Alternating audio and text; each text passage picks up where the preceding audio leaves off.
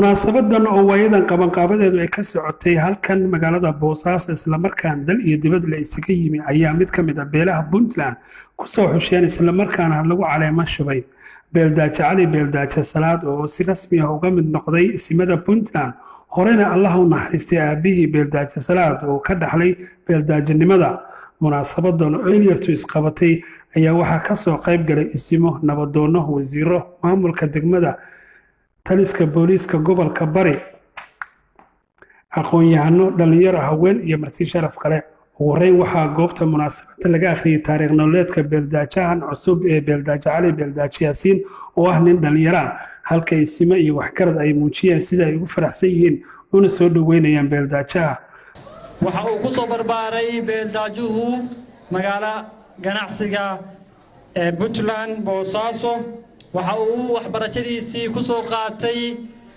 isla magaala ganacsiga Puntland Boosaaso waxa uu waqtiyo kamid ah waxbarashadiisii ku soo qaatay dugsiga Imaam Shaafici iyo dugsiga Gaarisa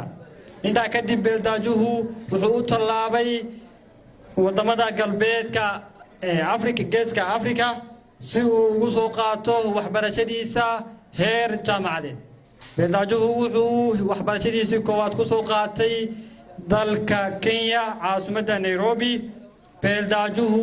waxa uu wadanka ku soo laabtay 25kii bishii Oktoobar 2020 waa beeldaajaha maanta ku caana shubayno waxaan ahay Saciid Jibriil Aris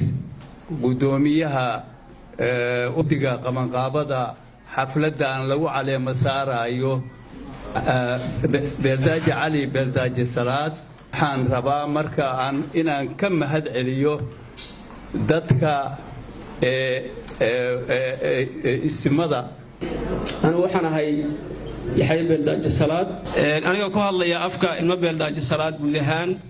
وحن أسوع إمامني ونسكسو صارني أنا أقول أحسقال ويل ما شاء الله ونك ويروي هاي قنجار بلداج علي بلداج الصلاة علي إنه هوشة نقول مثله gudoomiye xigeenka degmada Boosaaso taliyaha ciidanka booliiska gobolka Bari iyo wasiirka wasaaradda tamarta iyo batroolka dawladda Puntland oo iyagu goobta ka hadlay ayaa ka xukuumadaha soo dhaweeyay runtii aad iyo aad baan ugu faraxsanahay inaan ka soo qayb galo xafladan dhaqan oo lagu caleemo saarayo Beeldaaje Cali Beeldaaje Salaad aad baan ugu faraxsanahay waana soo dhaweynaynaa waxaan leenahay Beeldaaje Cali soo dhawow xafladan waxaan u maleynayaa hadda waa caleemo saaro xafladu baahan hambalyo iyo waxa weeye soo dhaweyn waxa dhamaantiin ku bishaaranaya amaanka gobolka Bari inuu yahay mid la isku halayn karo wax dhiban aysan ka jirin marka ugu horeysa anigu matalaya golaha xukuumadda waxaan leeyahay Beeldaaje soo dhawow gacmo furan ku soo dhawow waxaan kugu hambalyeynaa xilka lagu dhiibay waxaan kaloo Ilaahay kaaga baryeynaa in Ilaahay kugu asturo xilkaas aad noqoto mid ku guuleysta waa beeldaajaha waxa lagu ilmay oo lagu doortay meel culus culayskaasna nin ragaa ka soo baxa nin geesiga ka soo baxa nin Ilaahay ka baqa ka soo baxa nin wala kama soo baxo meesha lagu doortay waxa laga rabaa inaad waajibkaaga gudataa waa maalin weyn ee farxad gaar ah leh oo aan soo dhaweynayno dooranay Beeldaaje Cali Beeldaaje Salaad Beeldaaje soo dhawow ku soo dhawow golaha dhaqanka Soomaaliyeed aad baan uga mahad celinaynaa beesha nagu soo wareejisay annaguna waa inka gudoonay Beeldaaje Cali Beeldaaje Salaad waana soo dhaweynaynaa waana ku faraxsanahay waa garab istaagaynaa insha Allah Beeldaaje heel buu u baahan yahay waxa loo baahan yahay loo heesho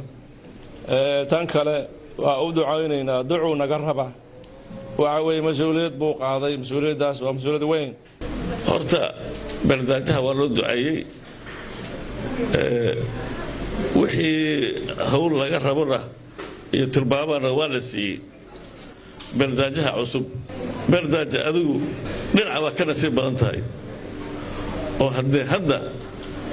meeshaan quruxda badan baa lagu caleema saaray halkaas waataan u baxnay gabadha qurux badan meel qurux badan dadkii oo dhan oo jooga ayaa lagu caleema saaray waxaan u hambalyeeynaa Beeldaaje Cali Beeldaaje Salaad waxaan u hambalyeeynaya insha Allah meeshan uu dadka ku soo dhaweeyay oo maanta ku soo riyeeyay iyo intaas oo isugu yeeray inta isugu yeeray dhamaantoodna waa hambalyeeynaya waxaan leeyahay ilaahay idankiis Allah waafajiyo sida shariicadu tahay Allah waafajiyo insha Allah waxaan u mahad celinayaa beesha Cabdilxiin Saleemaan oo xafladda quruxda banta soo agaasintay oo lagu casuntay oo keentay madasha beeldaaje cali beeldaaje salaad aad iyo aad baad u mahadsantihiin ugu dambeyntii beeldaaje cali beeldaaje salaad oo lagu caleemo saaray munaasabadan ayaa hadal dhaxalgal ah oo meesha ka soo jeeday waxa uu codsaday in si dhow loola shaqeeyo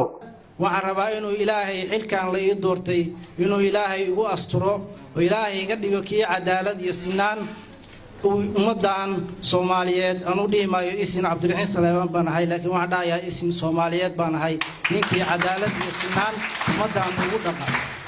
waxa kaloo inii sheegayaa halkan salaan iyo bogaadin aan iga wadaa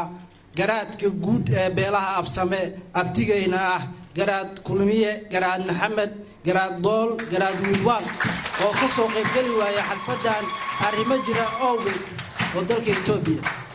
dhammaan ka soo qayb galayaasha oo ismadu ugu horeeyaan iyo haweenka waa ilaahay iga raali ahaada aad iyo aad baad u mahadsantihiin